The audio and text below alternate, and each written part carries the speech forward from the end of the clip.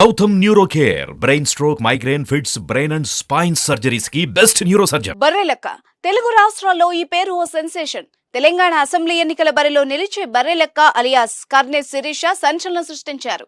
చోటా మోటా నాయకుల నుంచి సీఎంల వరకు బర్రెలెక్క పేరును ప్రస్తావించారంటే ఆమె ఎంత ఫేమస్ అర్థం చేసుకోవచ్చు. కొల్లాపూర్ ఎమ్మెల్యే అభ్యర్థిగా పోటీ చేసిన బర్రెలెక్క సుమారు 6,000 ఓట్లను సాధించింది. ఇక అసెంబ్లీ ఎన్నికల్లో ఓటమి అనంతరం బర్రెలెక్క భవితవ్యం ఏంటి? ఆమె రాజకీయాల్లో ఉంటారా లేదా తప్పుకుంటారా అన్న ప్రశ్నలు ఎదురయ్యాయి. అయితే బర్రెలెక్క మాత్రం తగ్గేదే లే అంటోంది. రాజకీయాల్లో కొనసాగుతానని స్పష్టం చేసింది. మళ్లీ లోక్సభ ఎన్నికల్లో పోటీకి సై అంటోంది. ఈసారి నాగర్ కర్నూలు ఎంపీగా బరిలో దిగేందుకు బర్రెలెక్క సిద్ధమైంది. అసెంబ్లీ ఎన్నికల్లో వచ్చిన అనుభవాన్ని ఉపయోగించుకుని అడుగులేస్తానని అంటోంది.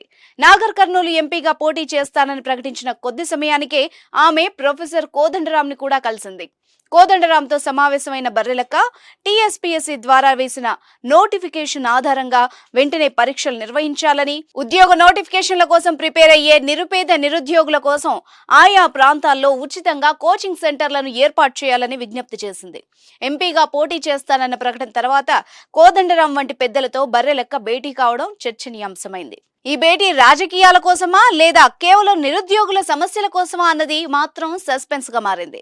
నిరుద్యోగుల సమస్యల కోసమే ఆమె గతంలో ఇండిపెండెంట్ అభ్యర్థిగా ఎన్నికల పోటీలో నిలిచారు. నాగర్ కర్నూలు జిల్లా పెద్దకొత్తపల్లి మండలం మరికల్ గ్రామానికి చెందిన బర్రెలెక్క అంబేద్కర్ ఓపెన్ యూనివర్సిటీలో బీకాం డిగ్రీ పూర్తి చేసింది.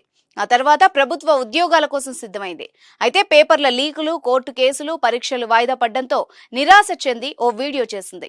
ఆ వీడియోనే శిరీషగా ఉన్న ఆమెను బర్రెలెక్కగా మార్చేసింది. ఓవర్ నైట్ లో బర్రెలెక్కగా పాపులర్ అయింది.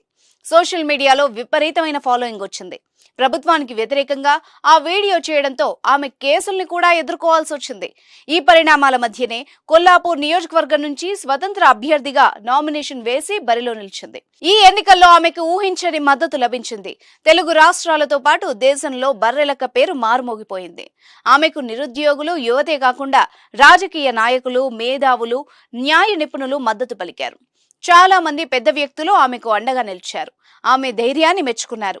ఆర్థికంగానూ కొందరు సాయం చేశారు. బర్రెలెక్క క్రేజ్ చూసి ప్రధాన రాజకీయ పార్టీలకు చెమటలు పట్టాయి. అయితే అసెంబ్లీ ఎన్నికల్లో మాత్రం ఓటమి చవి చూసింది. దీంతో రాజకీయాలకు బర్రెలెక్క దూరం అవుతారని ప్రచారం జరిగింది. కానీ బర్రెలెక్క మాత్రం వెనక్కు తగ్గేది లేదని చెప్తోంది. ఈసారి నాగర్ కర్నూలు ఎంపీగా విజయం సాధిస్తానని చెప్తోంది. మరి బర్రెలెక్క పార్లమెంట్ ఎలక్షన్స్ లో ఎలాంటి రిజల్ట్స్ అందుకుంటుందో చూడాలి.